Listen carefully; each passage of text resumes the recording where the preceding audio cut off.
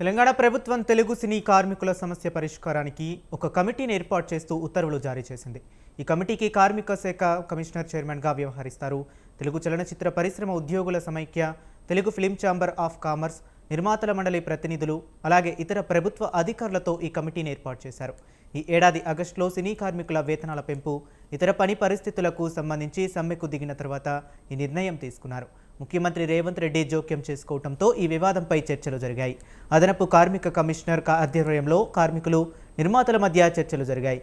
దీని ఫలితంగా 22.5% వేతనాలు పెంచడానికి అంగీకారం కుదిరింది.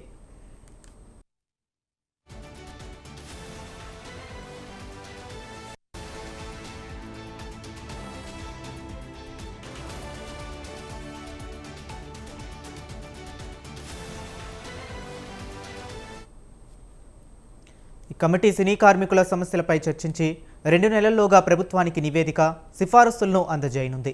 ఈ కమిటీలో Telangana film development corporation chairman Dil Raju, Telangana film chamber of commerce కార్యదర్శి కెఎల్ దామోదర్ ప్రసాద్, నిర్మాత యార్లగడ్డ సుప్రియ సభ్యులుగా ఉన్నారు.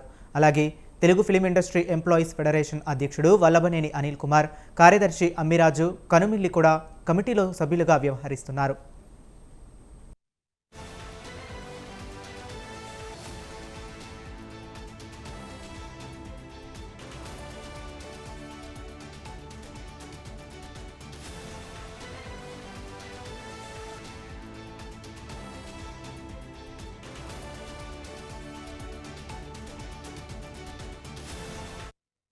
ఈ కమిటీ దసరా పండుగ తర్వాత తమ మొదటి సమావేశాన్ని నిర్వహించే అవకాశం ఉందని సమాచారం. ముఖ్యమంత్రి రేవంత్ రెడ్డి హైదరాబాద్ను ప్రపంచ స్థాయి ఫిలిం హబ్గా అభివృద్ధి చేయాలని లక్ష్యంగా పెట్టుకున్నారని, అందుకు పరిశ్రమలోని అన్ని వర్గాల వారు సహకరించాలని పిలుపునిచ్చారు. రాష్ట్రంలో నిర్మాణాలకు అనుకూలమైన వాతావరణం ఉండాలని, సమ్మెల వల్ల 2 వైపులా నష్టం జరుగుతుందని ఆయన అభిప్రాయపడ్డారు. ప్రభుత్వం సినీ కార్మికుల సంక్షేమం కోసం కట్టుబడి ఉందని, వారికి ఇల్లు, మౌలిక సదుపాయాలు కల్పించేందుకు కృషి చేస్తామని మంత్రి కోమటిరెడ్డి వెంకటరెడ్డి తెలిపారు.